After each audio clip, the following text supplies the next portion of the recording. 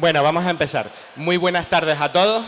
Mi nombre es Edward T. Riker. Como habrán podido ver por mi pelo rubio y ojos azules, soy de origen anglosajón. En realidad es mi seudónimo literario que adopté porque la primera novela que escribí ya hace bastante tiempo la escribí cuando vivía en Irlanda y me quedé con el nombre de Edward, así que no os asustéis si tengo acento canario y no parezco llamarme Edward T. Riker. Bueno, os cuento. Estamos aquí para hablar de un proyecto que surgió hace cosa de 2 años y medio, en el que este muchacho que está sentado al lado mío, que es Eliezer Mayor, ilustrador, y yo nos sentamos para hablar de las cosas que nos gustaban cuando habíamos empezado en esta carrera del friquismo profesional. Yo soy escritor gracias a que en los años 80 descubrí una cosa que eran los libros juegos, unos libros de ficción interactiva en los que el protagonista podía ser tú mismo y elegir qué querías que pasase en la historia. Pues hace cosa de 2 años y medio empezamos a hablar de Chus Cthulhu. Se nos planteó la opción de adaptar al formato libro-juego de los años 80 las historias del escritor de terror Howard Phillips Lovecraft. Vale. Para los que no conozcan la figura de Lovecraft, era un escritor que supuso un antes y de un después en el mundo del terror. Antes de Lovecraft, el máximo exponente del terror era Edgar Allan Poe o Lord Dunsany. Eran personas que escribían terror gótico, tradicional, de fantasmas, posesiones, terror romántico y asesinatos.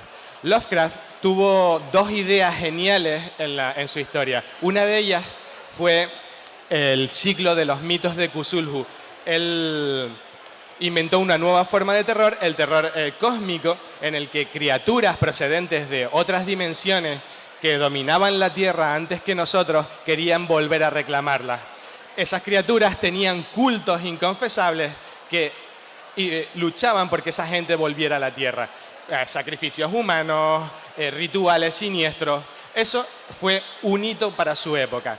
Además, siempre solía tener un protagonista que era una persona que entraba en contacto con estos mitos de forma accidental y absolutamente nadie creía lo que estaba contando. Y eso le costaba o la vida o la cordura. Además, tenía la premisa de que nosotros no somos absolutamente nada respecto a lo que está oculto más allá de nuestro conocimiento. Además de eso, hay una cosa que es muy interesante y que poca gente sabe, es que Lovecraft fue la primera persona en escribir una novela de fantasía épica, incluso antes de Tolkien. Él, en sus sagas de las Tierras del Sueño, marcó las premisas que luego se usarían en la fantasía épica, y eso es una cosa que muy poca gente sabe. Pero bueno, como no nos atañe, vamos a pasar al siguiente tema. Bueno, pues como os contaba, los mitos de Cthulhu tratan de esto, de dioses arquetípicos que viven más allá del tiempo y del espacio, aguardando su momento para llegar otra vez a la Tierra. Lo más interesante de los mitos de Cthulhu es que no acabaron con la muerte de Howard Phillips Lovecraft. Hubo una serie de escritores que continuaron con su legado. El mito se ha perpetuado hasta que en la actualidad se ha convertido en un icono cultural de la cultura popular. Nosotros, en nuestro plan para resucitar a los librojuegos de los años 80, lo que hicimos es buscar una franquicia que fuera lo suficientemente potente y que nos gustara lo suficiente como para enganchar a todo tipo de público. Y dijimos, ¿qué tal si convertimos los mitos de Cthulhu en aventuras jugables?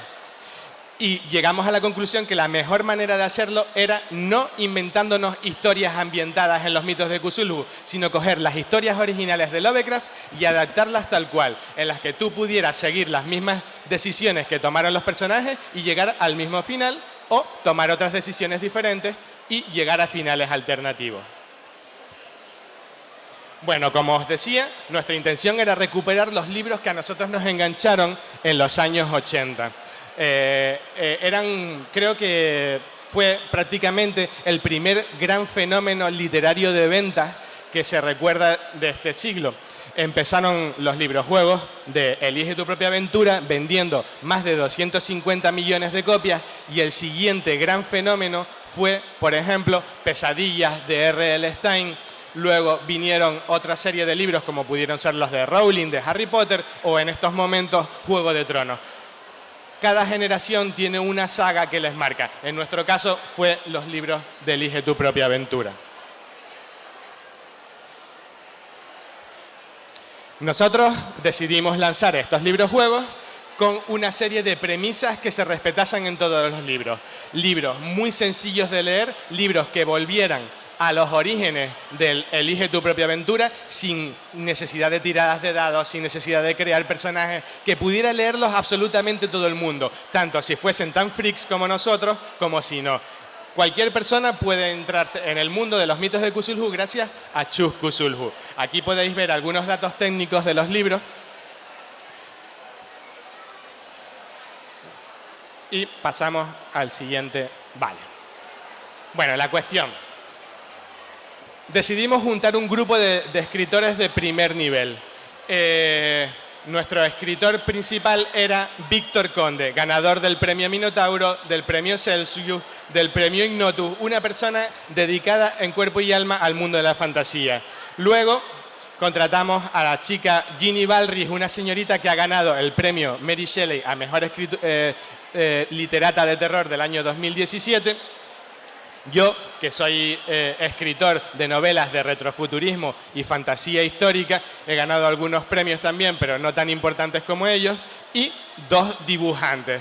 El dibujante principal es Eliezer Mayor, autor de las ilustraciones de cubierta de la edición Vintage y de todas las ilustraciones interiores. Y Juapi, Coffee Artist, que también está aquí de visita en el Artist Alley, que trabaja con café. Entre todos creamos la colección de Chus Cthulhu y decidimos que la mejor manera de lanzarlo era a través de una campaña de crowdfunding. Lo que no nos esperábamos cuando lanzamos la campaña de crowdfunding es que fuese a tener el éxito que ha tenido. Nosotros pedimos en nuestra inocencia 10.000 euritos para sacar 7 libros. Esos 10.000 euros los hicimos en aproximadamente 10 horas y ahí nos empezamos a asustar. La campaña fue elegida como mejor proyecto editorial del año 2018 por crowdfunding.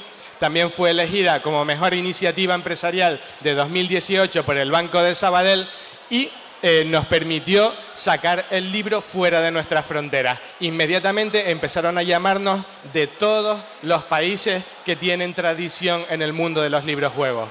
Nos llamaron de Italia, nos llamaron de Alemania, nos llamaron de Francia, Inglaterra y en estos momentos estamos negociando con Estados Unidos. Para nosotros fue un shock el que escritores normales, aunque con cierta fama nunca habíamos traspasado fronteras, a vernos con nuestros libros traducidos a 5 idiomas. El tema es que la campaña de crowdfunding fue un éxito sin precedentes y el motivo de esta charla es explicaros cómo pudimos llegar a eso. Si os parece bien, al final de la charlita que os voy a dar ahora, vosotros podéis hacernos preguntas a mí y a Eliezer por si algo os llama la atención o queréis preguntarnos. Bueno, la campaña de crowdfunding fue planeada no de forma aleatoria. Cuando vosotros vais a Internet y buscáis una plataforma de crowdfunding, como puede ser Berkami, como puede ser Ulule, donde nosotros lanzamos la plataforma, lanzamos la campaña, o Quickstarter, veréis que hay cientos de campañas similares que alcanzan cantidades que giran en torno a los 600 a los 3.000 euros. Es lo máximo que se suele financiar. Nosotros queríamos sacar un proyecto que fuese un poquito más allá y lo que hicimos fue buscar asesoramiento externo. La mayoría de la gente lanza su primera campaña de crowdfunding en plan andar por casa. Vamos a ver si esto funciona y si estas cosas que nosotros queremos vender le gustan a la gente. El problema que tenéis al hacer eso es que ideas como las nuestras o como las vuestras las van a tener miles de personas iguales, incluso algunos que son muy famosos y sacan sus proyectos en plataformas de crowdfunding porque es mucho más rentable. Entonces tenéis que buscar la manera de marcar la diferencia. Nosotros supimos cómo marcar la diferencia. Fue buscando un producto que le gustase a todo el mundo y en un momento adecuado. En estos momentos estábamos viviendo un boom del pensamiento retro, volver a los 80, volver a los 90 y recuperar todas esas sensaciones que se fueron perdiendo durante el 2000 en adelante.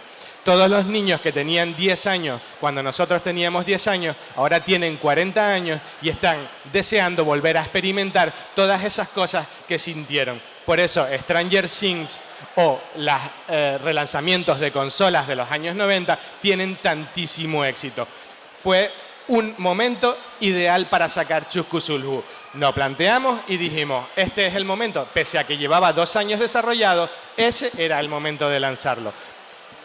Para que una campaña de crowdfunding funcione, tiene que tener un muy buen asesoramiento detrás. Nosotros acudimos a las personas que más habían recaudado en proyectos de Cthulhu o de juegos interactivos.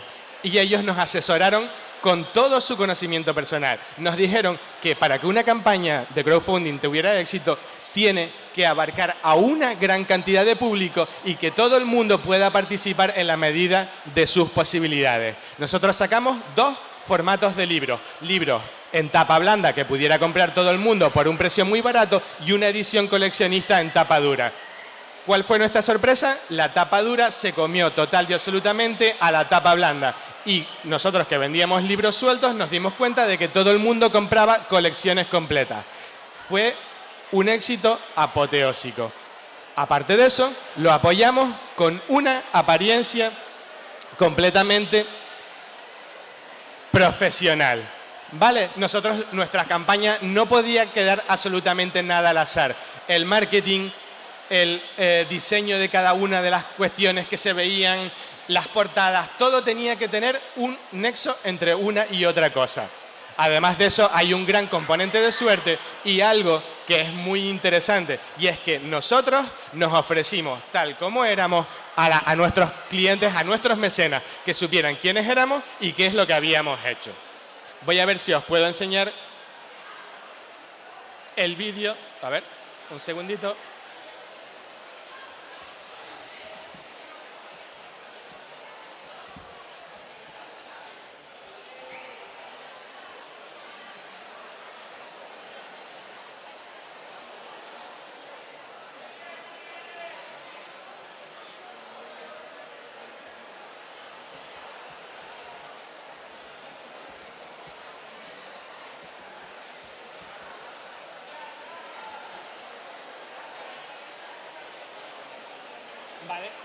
Vale, como veis, nuestro vídeo de crowdfunding está aquí. Conseguimos 13.000 visualizaciones. Vamos a ver si lo podemos ver.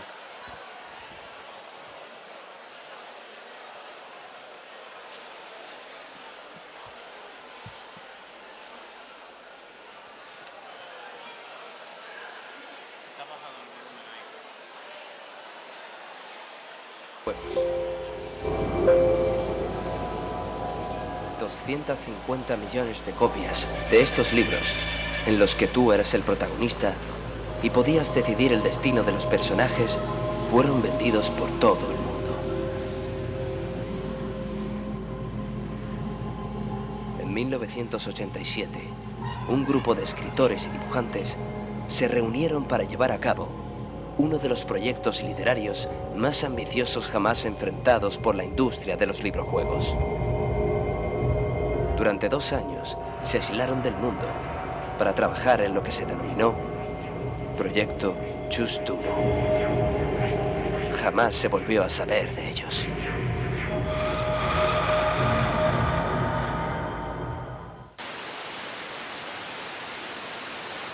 Saludos, soy Edward T. Riker, escritor de novelas de fantasía victoriana y director del proyecto Chuscu Sulhu.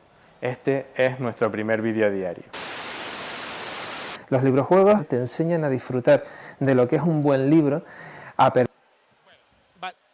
Básicamente lo que quería enseñaros es que es fundamental, si queréis sacar un proyecto de crowdfunding, que la gente os conozca y os vea la cara. La mayoría de la gente se oculta detrás de imágenes y tú no puedes confiar en una persona que no es capaz de decirte confía en mí porque el proyecto que te voy a dar es bueno.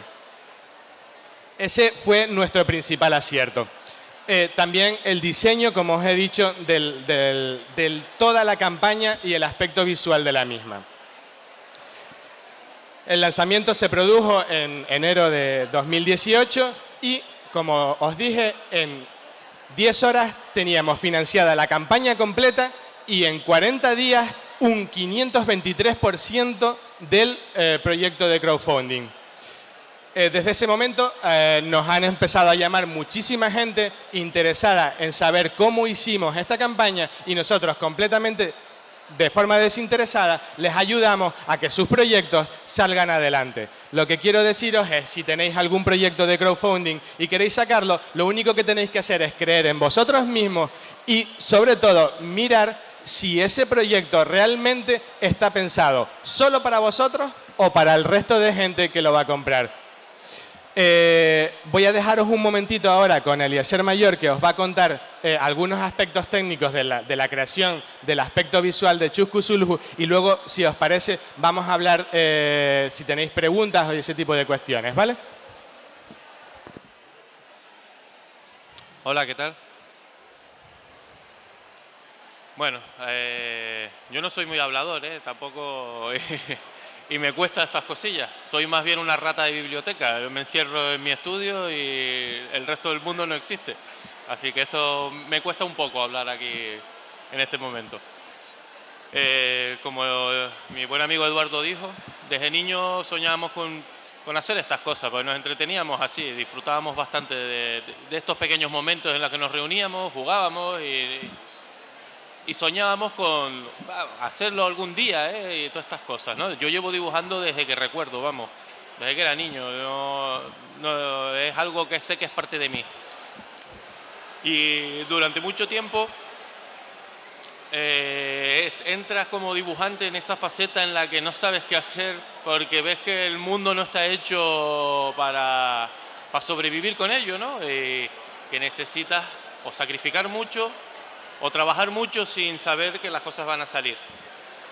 Entonces un día Eduardo volvió a proponerme otro negocio como este y esta vez creo que tenía razón. O sea, la idea me gustó desde el principio, nos lanzamos, buscamos el equipo y trabajamos duro, la verdad, bastante...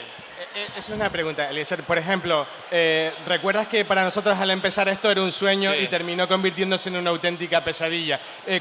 ¿Cuántas horas dedicabas a Chus Cthulhu? Pues prácticamente no dormía. O sea, entre que ponerme de acuerdo con los escritores, porque a veces ellos tienen su visión de lo que te están relatando, pero el captarla, aunque sean las palabras son solo palabras, ¿no? Y nosotros las interpretamos en nuestra cabeza con nuestra manera de pensar. Y lo que yo puedo imaginar de lo que él ha imaginado, puede haber un abismo. Entonces todas esas horas de diálogo, de cómo quieres, mira el boceto, sí, el boceto me gusta, empiezas a trabajar en él, de repente ya no me gusta porque ahora tengo una idea mejor, todo eso se hacía interminable. Sí teníamos muy claro todo el concepto de los años 80. Me encargué de diseñar en un aspecto que fuese actual, pero que a simple vista para aquellos lectores que hubieran compartido muchas horas con esos libros, los reconocieran o los llevara atrás y pensaran, yo tenía unos libros muy parecidos. Y entonces a partir de ahí los abrieran y al abrirlos se darían cuenta que eran los libros que ellos habían buscado. Solo puedo decir que han sido 2 años y medio de trabajo muy costosos y sobre todo que la campaña estaba destinada prácticamente al final del proyecto, antes de mandar a producir todo. Sí, un error que nosotros cometimos fue pensar que la campaña no iba a tener éxito y que íbamos a vender las mínimas unidades posibles. Entonces fuimos dejando la campaña para ver si funciona, pues lo hacemos, vamos sacando cada uno de los pasos de los 7 libros que vamos a sacar. Y vamos a tener tiempo para hacerlos porque iban a ser muy poquitos. Eso fue un error tremendo que no vamos a volver a repetir y nos vimos aplastados por el peso del éxito. Es muy, muy, muy importante planificar los escenarios a la hora de realizar una campaña de crowdfunding. Hay que plantearse que puedes fracasar, el fracaso es lo más común, hay que plantearse que puedes tener un éxito moderado y también tener en cuenta que puedes tener un éxito aplastante y todo lo que prometas va a ser imposible de cumplir en el plazo que tenías previsto. Prefiero, si os parece bien, que pasemos a una serie de preguntas. Si os interesa saber algo más de Chusku Cthulhu, es muchísimo mejor que os lo expliquemos nosotros, que estemos aquí hablando de cosas aburridas que a lo mejor no os interesan. Así que yo, si quieres, puedo seguir con la estética un poco. Una pregunta. ¿Alguien quiere hacer alguna pregunta?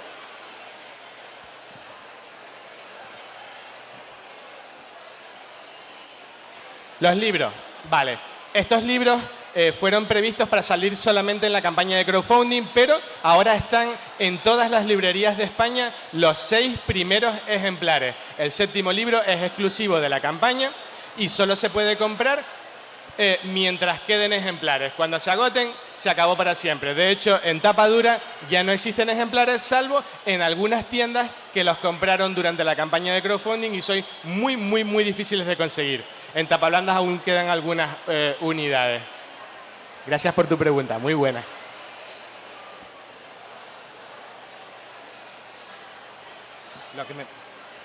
Vale, ¿es la pregunta que me querías hacer sobre el gran Cthulhu? Vale, te digo, mira, Cthulhu es un dios primigenio. Es una criatura que está más allá del tiempo y del espacio.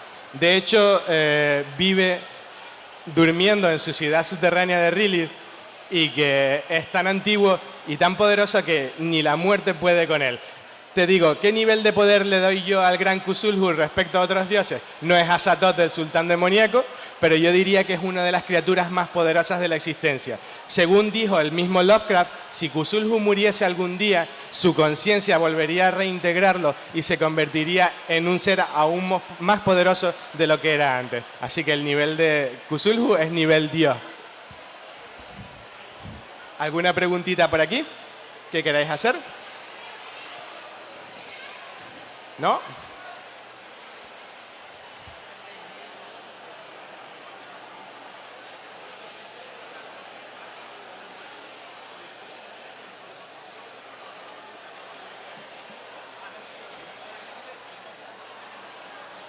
Sí, Esa pregunta es perfecta. Sí que sí es verdad que nos vimos con miedo, sobre todo porque tú haces unos cálculos estimados y pides presupuestos y hablas, pero al final todos son empresas y mecanismos y burocracia. Entonces, aunque tú creas que lo tengo todo atado, al final los imprevistos te dicen, ahora esto no te cuesta esto, ahora te cuesta tanto más. Y empiezas a ver que al final no vas a cobrar lo que tú a lo mejor te imaginabas, y ni siquiera lo que imaginabas. A lo mejor es decir, oye, con que lo saquemos ya estamos contentos, ¿no?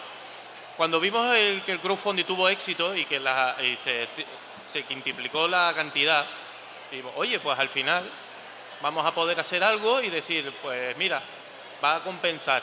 Pero al final también el estar aquí en Canarias, aunque se puede hoy trabajar directamente desde aquí, desde todos lados del mundo, tenemos que contar con los transportes, aduanas, tiempos de entrega, y luego a veces el público no comprende de que no está de nuestra mano como creadores. Dependemos a lo mejor de un servicio de correo, de un servicio de aduana, que te puede paralizar un pedido simplemente porque no han llegado a tramitarlo. Vale, te comento en base al tema del crowdfunding y las deudas. Nosotros hemos tenido muchísima suerte, porque nuestro proyecto ha llamado mucho la atención fuera de nuestras fronteras. Nosotros recaudamos 53.000 euros, pero nuestro proyecto estaba pensado para 10.000 euros y un número limitado de colecciones. Y demos gracias que llegamos a los 53.000 euros, porque si no, no hubiésemos podido cumplir sino poniendo dinero de nuestra parte. El proyecto Chusku Cthulhu ofreció cosas que nosotros calculamos de una manera y luego no fueron reales. Nosotros teníamos un servicio de envío, por ejemplo, contratado con correos, que nos salían unos gastos de envío bajísimos. para España. Pero ¿qué pasa? Que empezaron a aparecer inversores internacionales, mecenas internacionales, que nos descompensaron completamente el tema de los gastos de envío. Luego aparecieron multas por producir los libros en la península y no hacerlos en Canarias. Nos cobraron IVA cuando en Canarias no hay IVA y no lo habíamos calculado. Las comisiones de las plataformas son unas que ellos te dicen y otras luego son las reales. Y nos encontramos con que de los 53.000 euros a nosotros aproximadamente más del 40% se había ido en pagarle a otras personas. Por eso, cuando estaba diciendo antes que tienes que hacer un proyecto de campaña, tienes que planteártelo con 3 escenarios de fallo catastrófico, que no consigas el dinero, un escenario en el que consigas el dinero justo y un escenario de éxito abrumador. Y tanto el de éxito justo como el de éxito abrumador, tienes que multiplicar siempre los costes que tú tengas previstos como mínimo por 3 o por 5. Porque los imprevistos son así. Y una cosa importante del crowdfunding es que no se hace para ganar dinero. Nosotros no ganamos absolutamente nada. Todo el dinero que entra en un crowdfunding se reinvierte en el producto. Si tú ganas dinero con el crowdfunding, ya se encargan de que al año siguiente lo pagues multiplicado por 3 con el IRPF y con cientos de impuestos más. El crowdfunding está hecho para cumplir sueños, para darte a conocer y para romper fronteras. Me gusta muchísimo tu pregunta porque es muy, muy realista y se ajusta muchísimo a la realidad. Sí, señor. No te oigo. ¿Alguien puede decirme qué ha dicho? Contactar con nosotros. Vale, nosotros una cosa que creo que hemos hecho muy bien con la campaña es llevarla personalmente en todos los aspectos. Si tú contactas con Chusku Sulhu a través de las direcciones de correo electrónico, a través de Facebook, de Instagram o Twitter, el que te voy a responder soy yo o va a ser nuestra community manager que está al lado mío. Nosotros, cualquier duda que tengas, solo tienes que buscar Chusku Sulhu en internet, verás cientos de entradas y ahí estaremos nosotros para responder y dar la cara por cualquier cosa que tenga que ver con el proyecto, sin que se nos suba la cabeza y mandemos a otro a responder. Gracias. ¿Alguna preguntita más, por favor? ¿Todos los que estáis aquí habéis leído a Lovecraft o sabéis quién es? Vale, genial. ¿De verdad y habéis leído libros juegos? ¿No?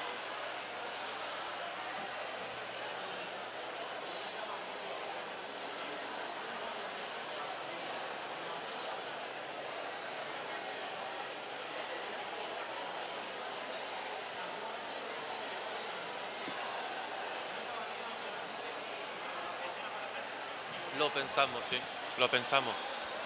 Se pensó. Teníamos el miedo, pero también teníamos claro que un chaval de 12 años de nuestra época no es un chaval de 12 años de ahora. Entonces, yo nunca había tragado terror en mi vida y mis sobrinos los oigo con 10 años y me sueltan unas salvajadas espantosas. Así que los tiempos van cambiando y la gente se va adaptando al entorno, a cómo cambia tu entorno, ¿no? Y teníamos claro que íbamos a dedicar los libros a unos chavales de entre 16 en adelante. Entonces, bueno, en realidad, cuando nosotros planteamos el proyecto de Chusku Sulhu, la primera idea era que los hijos de los que leían los libros de Elige tu propia aventura se enganchasen. Y queríamos sacar una colección de Elige tu propia aventura al uso, para lectores de 10 años, 11, 12 años. Pero cuando empezamos con la pre-campaña a buscar las opiniones de la gente, inmediatamente nos dijeron, Lovecraft y Elige tu propia aventura, eso no nos lo podemos perder. Queremos leerlo, queremos ver Las montañas de la locura, queremos ver Las sombras sobre Innsmouth y queremos pasar terror. Y entonces nos asustamos un poco porque nuestro primer planteamiento era, bueno, esto lo vamos a vender a los hijos de esta gente, pero los que los querían comprar eran los padres. Inmediatamente empezamos a endurecer las historias. Cambiamos las que teníamos elegidas al principio y elegimos historias más crudas. Como el proyecto, ya te dije, estaba solo escrito la primera beta, la de la llamada de Cthulhu, fue muy fácil empezar a cambiar las historias. y nos dimos cuenta de que la gente lo que quería era finales sangrientos, finales duros, pero también finales sencillos y una trama de juego que pudiera leerlo cualquier persona, que no tuviera que estar metida en el mundillo, sin dados, por favor, sin crear personajes, sin sistemas de cordura, solo leer los libros y puzzles, aventuras, eso sí, labor de investigación, cada libro es completamente diferente, cada uno incluye su propia forma de jugar. Por ejemplo, la llamada de Cthulhu es el primero, es el más sencillo, es el más lineal, tiene solo decisiones. El segundo, Las montañas de la locura, es el que más orgullosos estamos, tiene una labor de investigación en la que tú tienes que deducir qué es lo que ha pasado en el campamento Lake. Hay pistas y puedes seguir la misma historia que escribió Lovecraft o irte por otros sitios, otros derroteros y descubrir cosas diferentes. El tercer libro, Las sombras sobre Innsmouth, es el más Lovecraftiano, se usó exactamente el lenguaje denso de Lovecraft, es una historia en la que te metes muchísimo en los personajes. El cuarto libro es de pensamiento lateral, es En la ciudad sin nombre, es un libro un poquitín cortito por parte de Lovecraft, no tiene mucho desarrollo, tuvimos que poner mucha parte nuestra y lo que hicimos fue meter mucho puzzle, mucha labor de investigación por parte de los lectores. El quinto es El horror de Dunwich, lo orientamos más al juego de rol que a la misma novela, pero siempre siguiendo la premisa de la novela original, con Armitage y los profesores de la Universidad de Miskatonic. Y Sueños en la casa de la bruja, ahí me fui al lado más oscuro de Lovecraft. Ahí hay sangre, sacrificios humanos y tienes la oportunidad de convertirte en cultista. Acabar, bueno, cultista, sectario, a nosotros nos gusta llamarlos cultistas, aunque no existe esa palabra. Los sectarios y pasar al lado oscuro e incluso invocar a Nyarlathotep tú mismo. Y el último, un disparate total. Ese creo que fue el que más le costó a Eliezer intentar captar lo que estábamos intentando nosotros volcar allí. Sí, yo creo que perdí cordura. Perdí cordura. El séptimo libro, la verdad que fue una idea bastante original por parte de Eduardo. Planteó la idea que aunque lo puedes leer sin leerte los libros anteriores, en cada libro lo más lógico es que, como le digo yo, estos libros son para intentar sobrevivir a la historia. Y recalco lo de intentarlo. Entonces, en el último libro se basa en el manicomio de Arkham. Y la idea es que te tropieces, que tú despiertas en ese libro y te ves en un manicomio. En un manicomio de los años 30, que es poco, que ya es bastante, que no es poco, ¿no? Y ahí te vas tropezando, si has leído los anteriores, con los personajes que probablemente hayan acabado locos, encerrados en el mismo manicomio. Y ahí transcurre toda la historia y la verdad que es bastante peculiar. Fue un libro muy complicado de escribir porque no tiene género. El personaje nunca se dice si es un hombre o una mujer para que tú te puedas identificar en todo momento con el personaje. ¿Alguna preguntita más?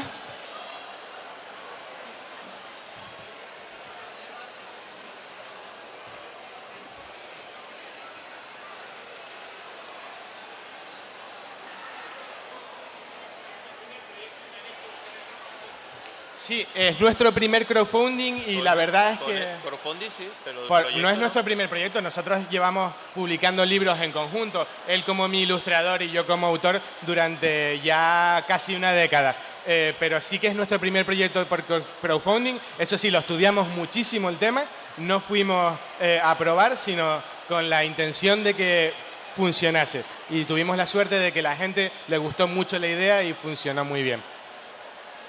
Gracias por la pregunta.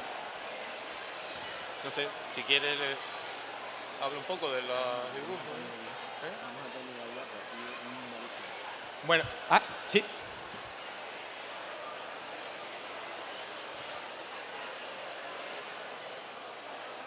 Mira.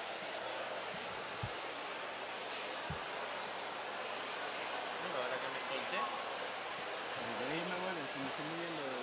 No, digo... Completamente salteados. Ten en cuenta que nosotros elegimos las mejores historias de Lovecraft, pero todavía nos quedan otros 7 relatos por adaptar que, con el éxito que está teniendo este, lo más probable es que nos pongamos a ello el próximo año. Entonces, los libros son completamente libres. Teníamos que ponerles un número para que tuvieran el aspecto de colección y el que tú quieras te lo puedes leer en el orden que tú quieras. Algo que sí que voy a recalcar antes de terminar, que va relacionado con la pregunta que hiciste antes, el miedo a que los libros, los de los 80 estaban enfocados a chavales y sus ilustraciones estaban enfocadas a chavales. Entonces ahí tuvimos un dilema al principio, de decir, vale, ¿qué hacemos? ¿Un dibujo más sencillo a tinta para que sea una línea básica y poco más, ¿no? Como eran en aquel momento. Y entonces decidimos, ¿no?, a la hora de encrudecer el texto, encrudecer también los dibujos.